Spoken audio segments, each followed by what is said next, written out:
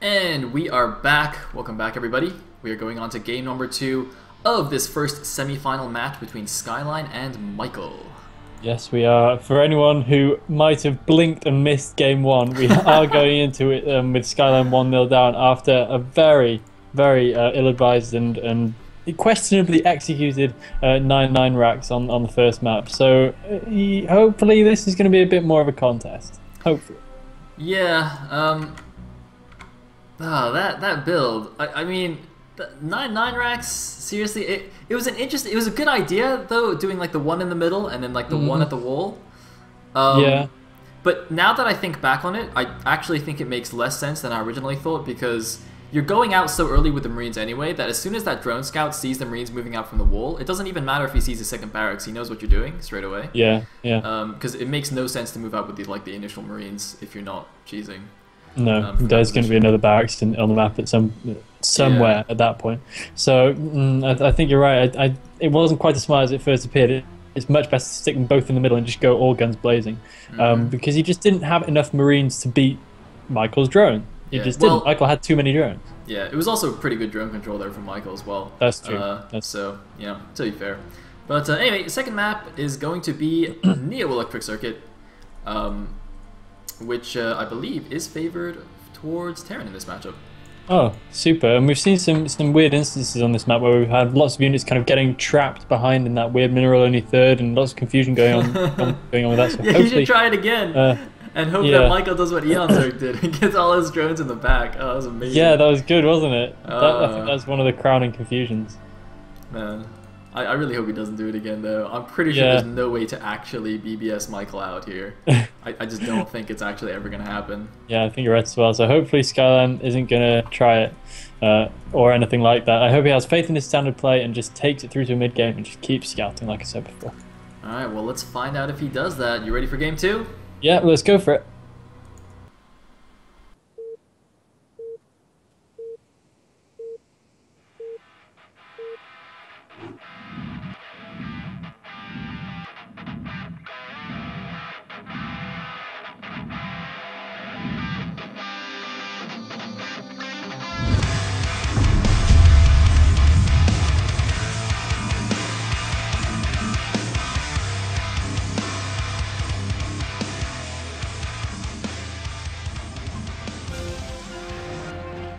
Alright, here we are in game number 2. At the bottom left, as the blue Zerg, we have Michael.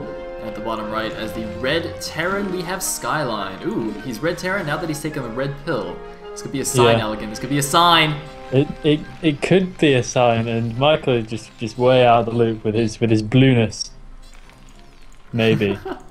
Yeah. Oh wait. Yeah, he's blue. Michael took the blue pill. He's still part of the system. Exactly. Skzlime has escaped the system. Oh, this is gonna be fantastic.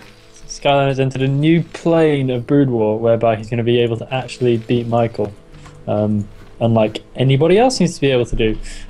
Both guys seeming to go standard so far. We don't have any early SCV going out. This is good. This instills a fresh sense of confidence and belief in me that all the SCVs are staying in the base. Looks like one of them heading out now to make the first supply depot, I'm going to say, please.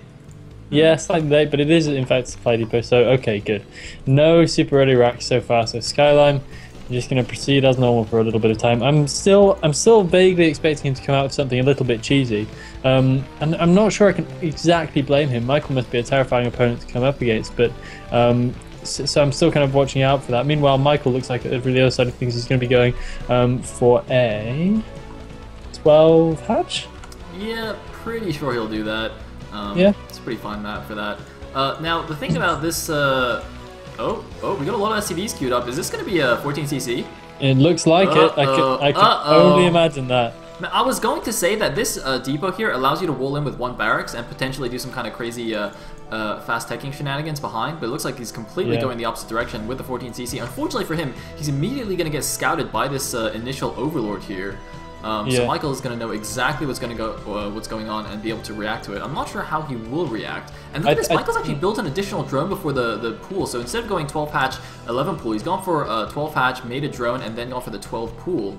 So that's really interesting. Yeah. Oh, it's a 14cc at the back. Okay, now this makes sense. So he can actually wall himself in with the barracks here and then be completely safe with the 14cc. That's actually very, very smart. Okay, so this actually hasn't been scouted at all. It's going to leave him a little bit light for gas, but hopefully that won't be too much of a factor, especially if he's producing mainly Marines. So that's actually kind of curious, because yeah, Michael won't have any idea of this for quite a long time.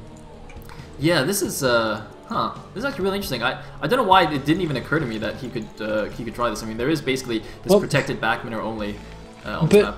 I would often think that if you go into 14cc, you take your natural, so then because often the third base is a little bit more of a difficulty, and you run the risk of being contained in your main when you do this. Although I suppose it's not much different in your main or in your natural. I mean, I don't know. I would just think he'd want the third to be more accessible than his natural.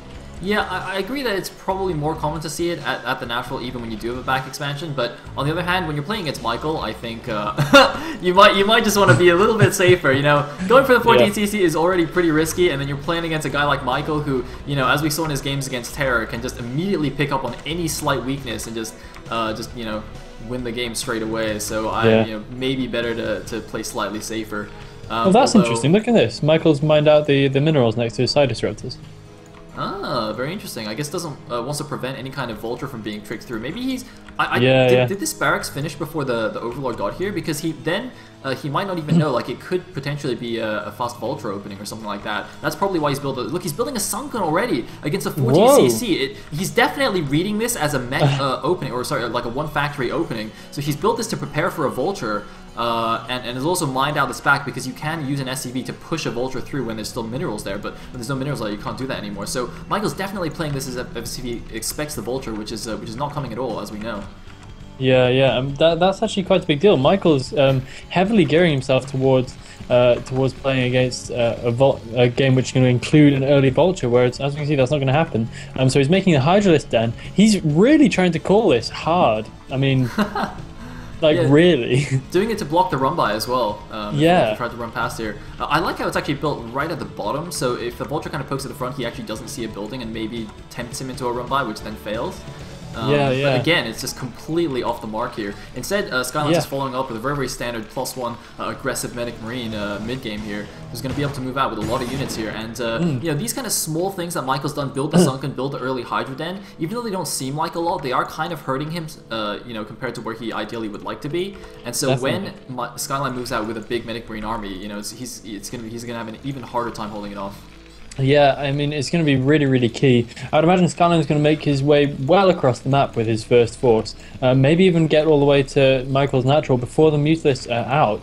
It is just about possible, given these lots of slight delays building up. So I think this is working out nicely so far for Michael, because Skzlime for Skyline rather, because Michael just kind of has stuff sitting around which he can't use for a while, which is, of course, disadvantageous in any position. He's got this Hydralisk den just kicking about. It's going to be a little while before he really needs lurkers. He's got this sunken colony hanging around, which is costing him a drone, it's costing him minerals, so, you know, it does really all kind of tally up, and I think this is just the kind of break that Skzlime actually needed in this game.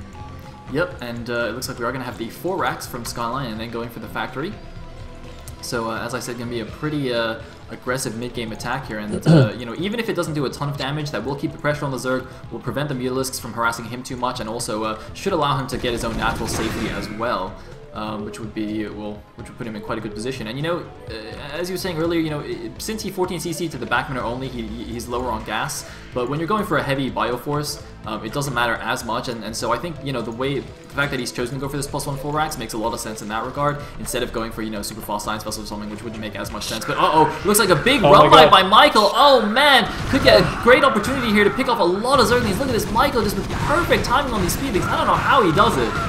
I actually have no idea how he does it either, but that is absolutely that is amazing timing. I guess he must have seen those Marines moving out with the Overlord and must have just timed it as they moved out to the natural. He's going to start working on the SCVs right now in that mineral only base, and a lot of Marines going to have to pull back to try and defend that. It looks like they're not going to be able to grab too many SCV kills, just 2 or 3 to their name, and finally the Zerglings are going to be flushed out. One of them still left alive, but it looks like that's going to be cleaned up, and a few more Zerglings coming in now for the front. Will they be able to get there before the Marines are able to get over there, and will they be able to prevent the barracks from going out? There is, of course, the command center from going up. There is, of course, a bunker already there, so that should be enough. And it looks like the Lynx are going to get us around. More Marines stimming into natural. The bunker is going to go down, but the Lynx should be cleaned up pretty easily, maybe even without taking a single Marine loss. Yes, it looks like that will be beaten back by Skzlime, but Michael doing a good job of just exerting some pressure there to make up for lost time.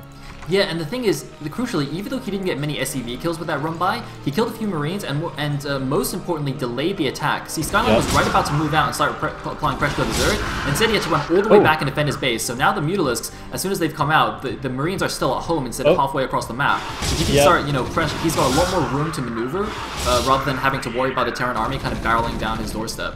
Yeah, I think there's a little bit of a positional error right there from Skzlime, though. He's got his Marines right underneath that cliff. He needs to get away from the cliff. The cliff is a bad place for Marines to live. And Michael's Mutalised Micro not seeming quite as good so far as we might expect from him, so that might pick up a little bit. He lost 1 or 2 Mutalisks already, maybe a little bit cheaply. But those Marines, there you go. They need the scan, because otherwise they're going to get taken apart at the bottom of that cliff. They're getting taken apart a little bit anyway. We need some missile turret defense in there as well. And once again, sat at the bottom of the cliff, that is not where your Marines are most effective, so he should definitely be pulling them back and throwing out some missile turrets. Meanwhile, he has got his natural weapon running, so he's going to go level on bases with Michael, but meanwhile the Mutalisks is going to head round to the back and might be able to do some significant damage here with only 2 missile turrets waiting for them.